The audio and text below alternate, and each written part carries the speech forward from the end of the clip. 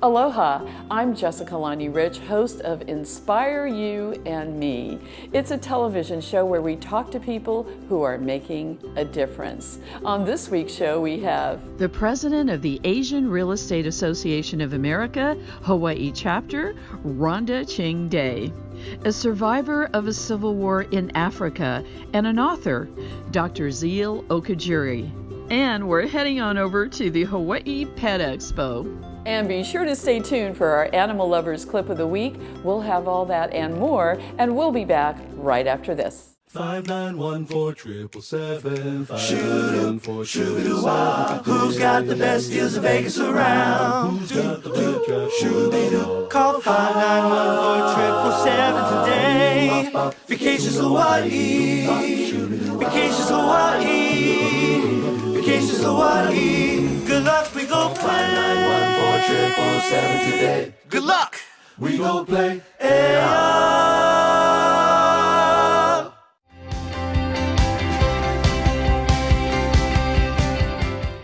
I am very pleased to have as our special guest on the show the president of the Asian Real Estate Association of America, the Hawaii chapter, Ronda Ching. Aloha and welcome, Rhonda. Oh, thank you for having me on your show, Jessica. Thank you. It's really great to see you again. Thank you. What is the Asian Real Estate Association of America Hawaii chapter? It's a nonprofit organization to help real estate industry professionals support, promote, educate, and lobby for homeownership opportunities in the Asian American Pacific Islander communities. It's really difficult for people who live here in Hawaii to save a lot of money for a down payment. How does your association help? Oh, I'm so glad you asked that. Absolutely. In fact, one of our advisors, Earl Lee, who is also the co-president of Berkshire Hathaway Home Services Hawaii Realty, is doing a seminar in conjunction with our chapter at the Hawaii Home Ownership Center. And so we talk about trends in real estate from, let's say, evolving for over 50 years, and we show how housing prices continue to climb and how you can gain equity, how you can take advantage of down payment assistance programs. Did you know that there are down payment assistance programs up to $40,000? No, I didn't know that. Yeah, so that's why you have to go to class. Yeah. But we do all kinds of programs like that. You can buy a house with no money down in certain neighborhoods, 3 to 3.5% down payments. There's so many programs that people are not aware of. How many professionals are in your association? We have about 17,000 members nationwide. Wow. We're open not only to realtors, but to lenders, architects, attorneys, financial planners, That's insurance wonderful. agents. So everybody who touches the real estate industry. So it's really exciting to see everybody network and collaborate and just inspire each other with different ways of how we can serve each other, especially with the changes today with technology, artificial intelligence. How can we reach out to those people who want and dream about owning a home? It's a myth that all Asians are carrying suitcases of gold. Especially here, the cost of living is so high. Yeah. It's very typical to have one person have 2.5 jobs. Absolutely. And we see that pretty much everywhere. A lot of people have 2 jobs. Yeah, so that's why we want to reach out and let our agents know about foreign national programs, let people know how they can start saving or have alternative credit.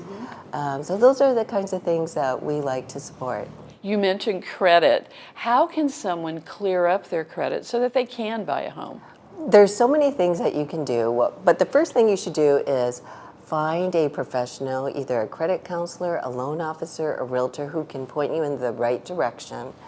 And of course, you want to pay off your debt as soon as you can. You just used the word inspiring a little while ago. You are an inspiring person to me.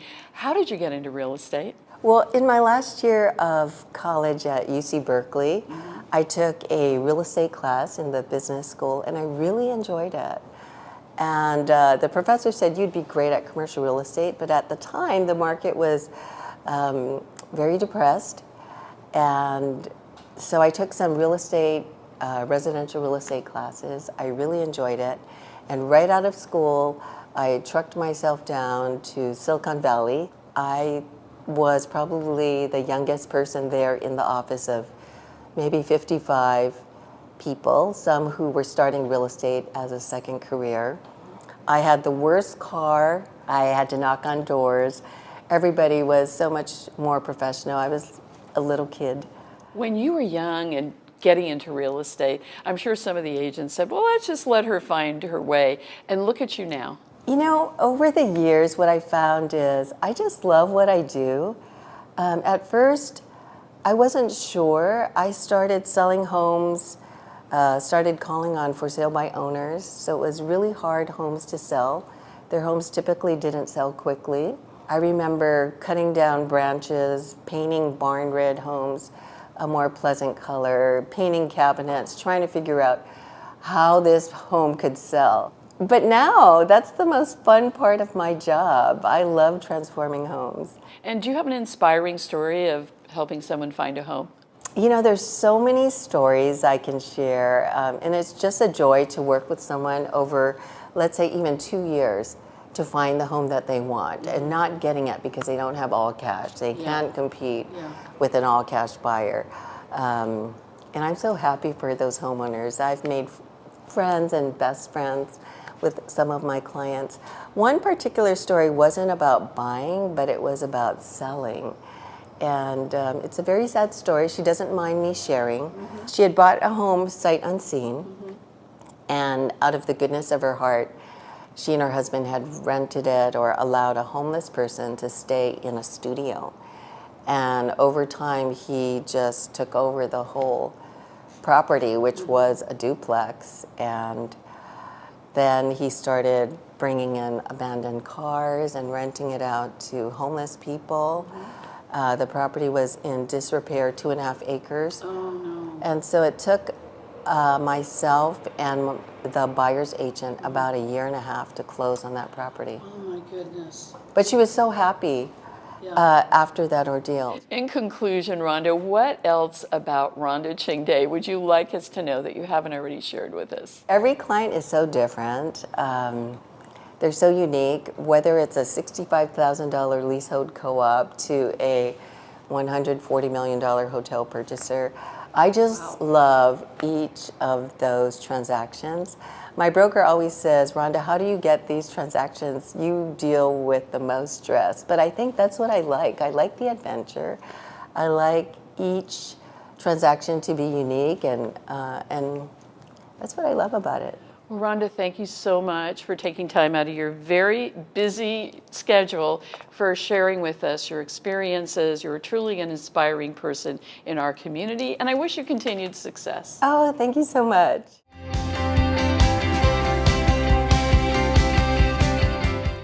Unique, majestic, inspiring. Hawaii's hidden gem on the windward side. Just a short scenic drive will take you to one of the most extraordinary locations in the world. We specialize in conferences, meetings, retreats, business functions, social events, and off-premise catering. Delectable cuisine, stunning panoramic views, and excellence in first-class service. Let Ko'olau Ballrooms and Conference Center make your event a memorable experience.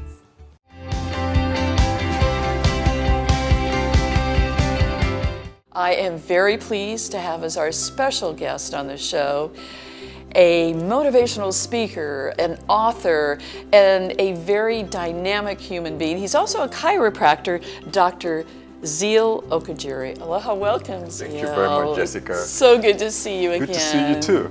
Zeal, I invited you here to be a guest for a number of reasons, but one of the reasons is you were a survivor of a civil war in Africa. What was that like? Well, when I was a young boy living in Nigeria, in a village of Afikpo, my country underwent a civil war, and I was about maybe 7 years old, and we began to hear this sound in my village, a sound that we never heard before. And the sound began to get louder and louder, and we realized these were jet fighters, jet bombers, and bombs began to explode everywhere. We had to run into the bushes and take cover. And as we're taking cover, we could hear glass shattering, our houses collapsing. And at one time, my mom was holding me down where we're taking cover. And I looked up and saw huge trees snap like toothpicks, one after the other, as bullets rained from the sky in every direction. I didn't think we were going to die. I knew we were going to die. I was just waiting for that moment for everything to black out. Fortunately, we survived the air raid, and we had 1 hour to pack and move out of our village for the next 3 years as refugees. Oh my gosh. Yes. You were a refugee for We were refugees for 3 years. And I got to see the impact of war and the tragedy of war. And one of the major tragedies of war is that those who had nothing to do with the reason that the country went to war, they suffered the most. Oh my gosh. And my villagers, they were all crying, carrying agricultural produce and goats and chickens in long processions run away from the village. And they didn't know what they did. They had no idea. Yeah. What did we do? They were shouting in my village. What did we do? They did nothing to deserve that. And we had to run from one village to the other until the war eventually ended. And I saw the impact of war. War makes human beings into wild animals, but it also makes some human beings into angels as they bestow hospitality and generosity to strangers. That's amazing. Yes. That during that conflict. Yes, because there is something inherent in us that when we see another human being suffering, we are moved to do something about it. And I saw that during the war also. Fast forward, how did you get from Africa to Hawaii? I actually went from Africa. I lived in Europe. I lived in Greece. And I went to school in Greece, eventually coming to the US and going to school in the East Coast. From there to California, where I went to school for chiropractic. And of course, people always talked about Hawaii, how it is paradise. And I wrote a book when I was living in California, in San Diego, The Relentless Generosities of Spirit. It's my first book. Wow. Yes, and it talked about the war that I spoke about briefly and other aspects of my journey. So when I wrote that book, I did a book tour, and I traveled from San Diego to all the way to Santa Barbara, all the way to Minnesota. And by the time I got to Minnesota, it was rather cold. I was able to survive the first winter there. It is cold in Minnesota, yeah. And during the second winter, it was really cold, like 20 degrees below zero. And I went to Travelocity and booked my flight to Honolulu. Zeal, let's talk about your book, You Can Never Go Wrong by Being Kind. Yeah, there are many stories in that book, and You Can Never Go Wrong by Being Kind actually came to me, the title, during meditation. And Jessica, as you look at the world today, if you watch the news, if you read the newspapers, you begin to realize that more than ever, we have a need for kindness and compassion in the world. Yes, we do. And I'm glad that you wrote this. Yes. And so you said that you were inspired by writing this book, You Can Never Go Wrong by Being Kind. Yes. When you were in a meditative state. Yes. It's almost like a spiritual calling. It is, because I was reminded that kindness and compassion is a deeply inherent quality. It's a deeply inherent human quality. But because of our preoccupation with the exigencies of life, we tend to neglect this inherent quality. It's a part of us to be kind, to be compassionate. That's who we are.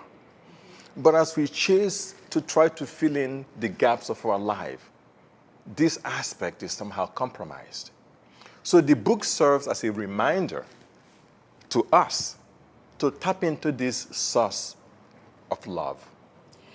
And of course, here in Hawaii, we call that the Aloha Spirit. Aloha Spirit, That's yes. another, when I think of you saying that, it Yes. reminds me of the love and aloha here as well. Which I think, knowing you, Zeal, Hawaii is the perfect place for you to It live. is a perfect place for it because aloha galvanizes the heart. It really does. And it propels you to tap into this area, this inner space of love and kindness, because kindness is love in action. We can talk about love all we want. We can sing about love all we want until we apply it. There are a lot of difficult people in the world, and you're writing a book about you can never go wrong by being kind. What sort of advice can you give to us when we're dealing with difficult people in the world? First of all of us are beneficiaries of kindness. There is no one person who has not received kindness from another. It's impossible. And sometimes we want to demonstrate compassion, kindness, but we are afraid of getting taken advantage of. Maybe you have gotten taken advantage of before giving kindness, and now you are holding back. Well, they say don't mistake kindness for weakness. Exactly, or for stupidity, and all these things, you know. Yeah. However, when you give, you're not just giving to the person. You're giving to the spirit within the individual. What else about Zeal Okogeri would you like us to know that you haven't already shared with us? I'd like you to know that my effort is towards having more peace in the world, having us develop more love, more compassion, and to allow love to be our guidance, to guide us in our interaction with everybody that we meet. Zeal, thank you so much for Yes. everything that you're doing. And where can we buy You Can Never Go Wrong by Being Kind by Dr. It's available on Amazon.com. It's also available on our website. It's called kindnessbooks.com. Zeal, thank you so much, and I wish you continued success and lots of love in your life. Thank you so much, Jessica. It's good to be here with you.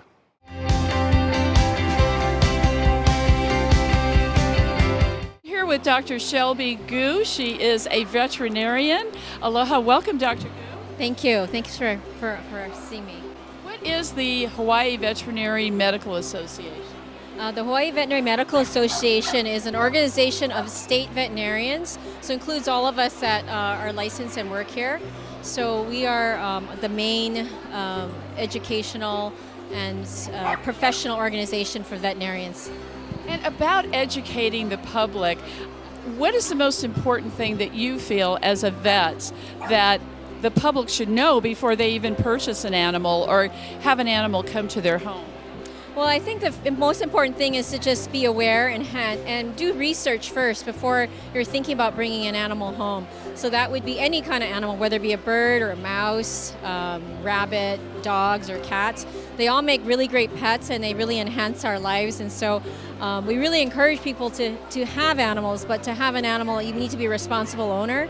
So there's so many different aspects to animal ownership, and each animal and species has their own needs and care that they need. So I think your veterinarian is a really good source for getting information about what kind of animal that would fit your home, your family, your household. Now, the Hawaii Pet Expo, you are one of the sponsors, your agency is. What is the importance of the Hawaii Pet Expo? So the HVMA has sponsored this event for many, many years. The purpose of this is awareness of pet care, pet health. The HVMA has this booth which we're standing in, which has very informational exhibits, instructional things, and just to let the public be aware of things that they may not know, and the things that they can learn about pet care. We're trying to educate everybody about their animals. Dr. Gu, thank you so much for the wonderful work you're doing with animals and educating the public. It's amazing, and I'm sure this is very fulfilling as well. It is. Thank you very much. I'm here with Tim McGuire, and he is the owner of Deb McGuire Pet Photography. Tim, tell us about Deb. So Deb McGuire was my wife, my best friend, and a wonderful animal photographer. She had been photographing animals from the time that she was a small kid, And eventually in about 2005, she decided that she would make it her business. Before that, she had been an anchor, a reporter. She had been on-camera personality. She'd been in a couple TV shows, but around 2005 here in Hawaii, she decided, you know what, I think I'm going to make this a business. And then by 2008, it was Deb McGuire Pet Photographer was up and running, and she was taking pets and their people mostly. She's done animal photography all over the world, and I told her when she started, I said, Deb, if you do this, you got to be the best. In some ways, that was probably a mistake because at that point, Deb was a force of nature. So once I told her that, she took it to heart and she just went full speed ahead, and she won accolades and had her work published here locally and some national venues as well. Now you said she was. Deb passed away. Yes, Deb passed away at the end of January of this year. She battled pancreatic cancer for 4 years and 1 month. She's from a family that has what they call familial pancreatic cancer.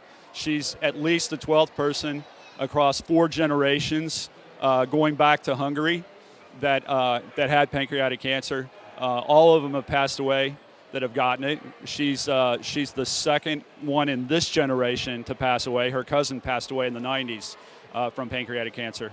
And I'm very sorry for your loss. And this whole beautiful, wonderful exhibit is really a tribute to Deb.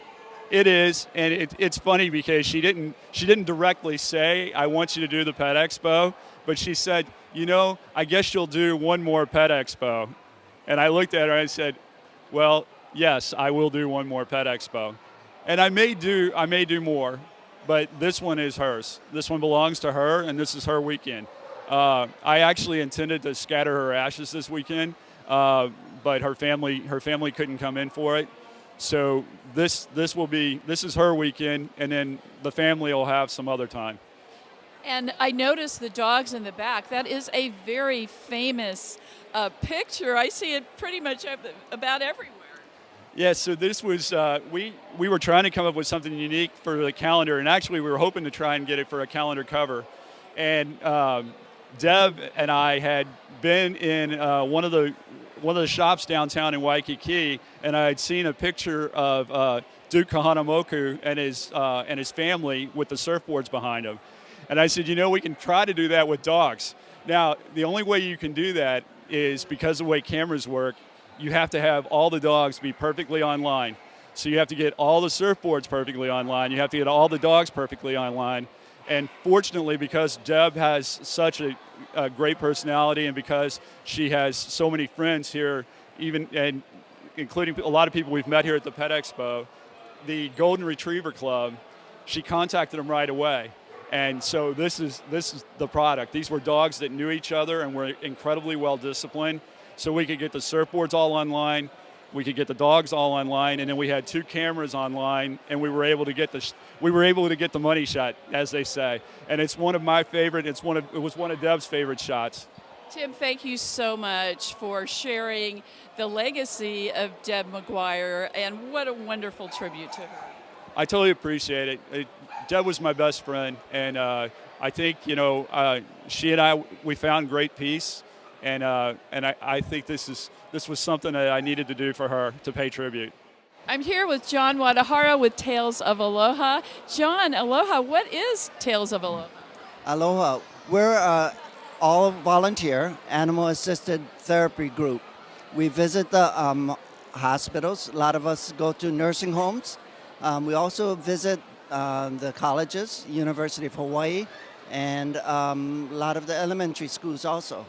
And high schools. Now you're a volunteer, and I would think as a volunteer, when you go into the hospitals, it really lifts their spirits. It does, and that's the reward we get. Being out in the community and just seeing how much eyes light up, the tears actually of joy that it brings to many of the elderly, as well as a lot of the students, especially at University of Hawaii. Thank you so much for the great work that you're doing as a volunteer. It's just wonderful. Oh, you're welcome. Thank you very much.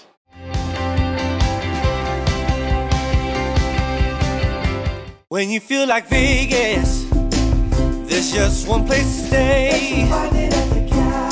Grab a drink at the Holo Holo Bar, there's just one place to play.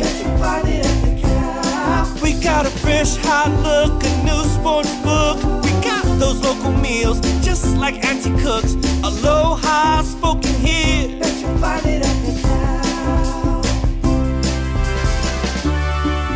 Look now at thecow.com.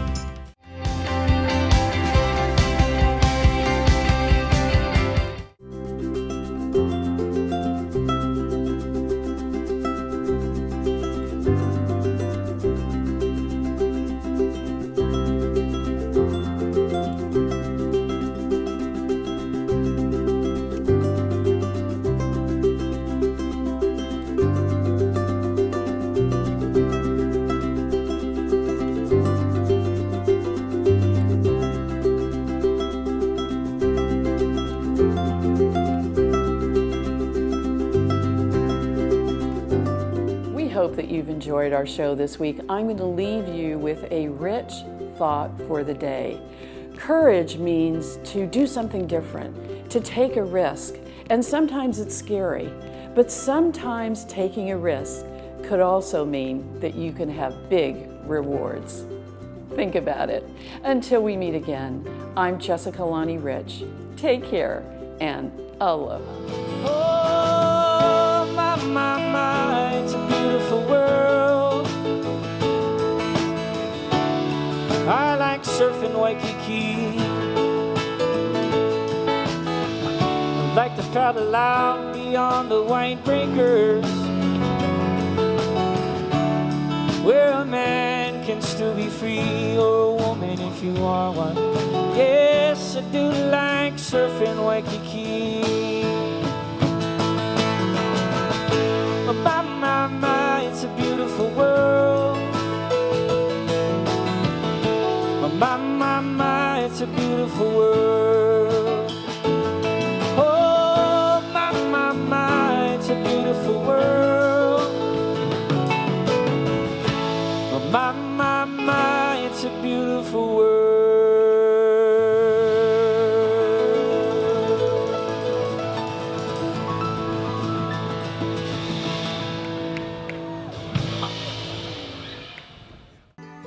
The hardest thing in life is letting go of a loved one. Finding the right provider can be essential in your time of need. Celebrate your loved one with Ballard Family Mortuaries. We offer a full range of cremation and burial services on Oahu, Maui, Hilo, and Kona, with professional guidance and specialized attention you can trust at the most affordable cost. Call us today for a free consultation on funeral service options available to you and your family. Ballard Family Mortuary Group, serving Hawaii since 1997.